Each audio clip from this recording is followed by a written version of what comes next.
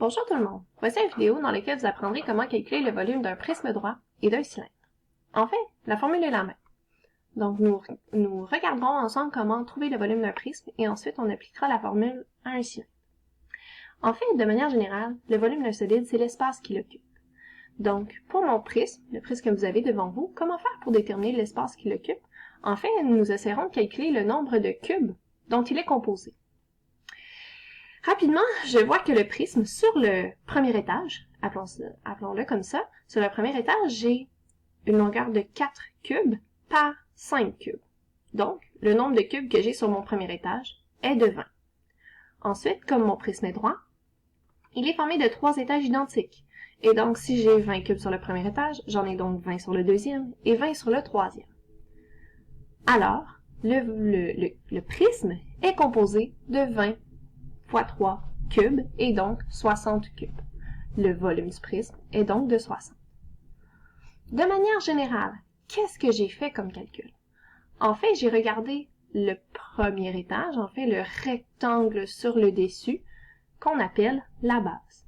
J'ai regardé cette base et j'ai fait le calcul suivant, c'est-à-dire la longueur, ici de 4, qui est la base de mon rectangle.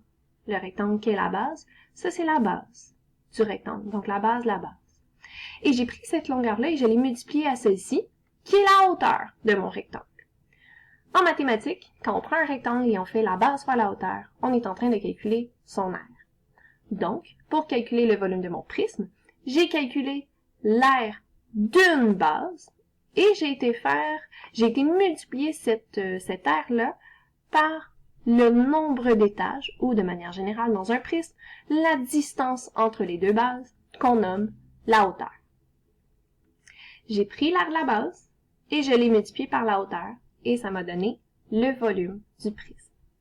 Donc la formule pour le volume d'un prisme sera l'aire de la base fois la hauteur. Si j'augmente la hauteur de mon prisme, on voit que le volume augmente aussi. Je peux augmenter aussi l'aire de la base en ajoutant des mesures d'un côté ou de l'autre. Et ça fait augmenter le volume de mon prisme. Je vous invite dans vos notes de cours à la page 18. Dans l'encadré, remplissez la formule du volume. Donc l'aire de la base fois la hauteur. Pour chacun des prismes et du cylindre qui est au-dessus, j'ai colorié en jaune la base. Donc ici, dans mon prisme à base triangulaire, la base c'est un triangle. Donc l'aire de la base sera la formule d'aire pour un triangle, base fois hauteur divisé par 2.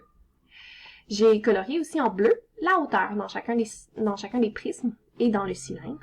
La hauteur, on n'oublie pas, c'est la distance entre deux bases. Donc cette distance ici dans le prisme à base triangulaire, cette distance-ci dans le prisme à base octagonale, cette distance-ci dans le cylindre et celle-ci dans le prisme à base trapézoïdale. L'aire de la base reste AB reste l'aire de la base parce que tous les prismes n'ont pas la même base, donc la formule d'aire pour une base sera différente d'un prisme à l'autre, ou même dans un cylindre, dans lequel la base est un disque, et donc le volume d'un cylindre sera toujours le même, c'est-à-dire l'aire d'un disque, pi r carré, fois la hauteur. Allons appliquer cette formule à 2 exercices. Le premier, un prisme droit à base pentagonale, vous avez l'aire d'une base et vous avez la hauteur. La première étape est d'écrire la formule, donc volume égale à aire de la base fois la hauteur. Ensuite, on va aller remplacer. Donc l'aire de la base, c'est 25 et la hauteur, c'est 6. Faites attention, il faut que les unités de mesure soient les mêmes, c'est-à-dire l'aire va être en centimètres carrés et la hauteur, il faudrait qu'elle soit en centimètres. C'est le cas, tant mieux, je n'ai pas de conversion à faire. Si j'avais eu des décimètres, j'aurais eu une conversion à faire avant de pouvoir calculer le volume. Pour terminer, on a donc le volume. 25 fois 6, ça nous fait 150. Et ce sont des centimètres cubes. J'ai des centimètres carrés qui se multiplient à des centimètres. Ça me fait des centimètres cubes qui sera l'unité de mesure pour le volume. Donc des mètres cubes, des décimètres cubes, des kilomètres cubes, et ainsi de suite. Pour le cylindre droit, même principe, on va commencer par écrire la formule. Par contre, on n'a pas l'aire de la base. Donc, le premier calcul sera le suivant, d'aller calculer l'aire d'une base. Dans le cylindre, une base est un disque, donc ce sera la formule d'aire d'un disque, pi r carré. Je remplace le rayon par 3 et j'ai une aire de 9 pi pour une base. Ensuite, je vais calculer le volume de mon prisme, donc R à la base fois la hauteur. C'est la même formule que pour un prisme. Je vais avoir l'aire d'une base fois la hauteur. Et pour terminer, 180 pi. Vous pouvez calculer le pi, c'est comme vous voulez, mais la réponse en pi, c'est 180 pi centimètres cubes. Même principe, ma hauteur et mon rayon étaient dans les mêmes unités, donc je n'avais pas de conversion à faire. Pour l'exercice numéro 2, on vous donne une mise en situation dans laquelle on a une espèce de serre dans laquelle on va cultiver des légumes biologiques. La serre, elle a une forme de demi-cylindre, donc je vais devoir calculer le volume d'un demi-cylindre. Même principe que l'exercice qu'on vient tout juste de faire, on n'a pas l'aire d'une base. Donc on va aller calculer l'aire d'une base à l'aide du rayon. Faites attention, on vous a donné le diamètre.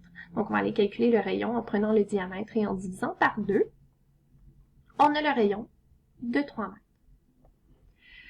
Pour calculer l'aire d'un disque, la formule est la suivante, donc pi r carré. On remplace le rayon par 3 et on a un 9 pi pour l'aire du disque, donc l'aire d'une base complète.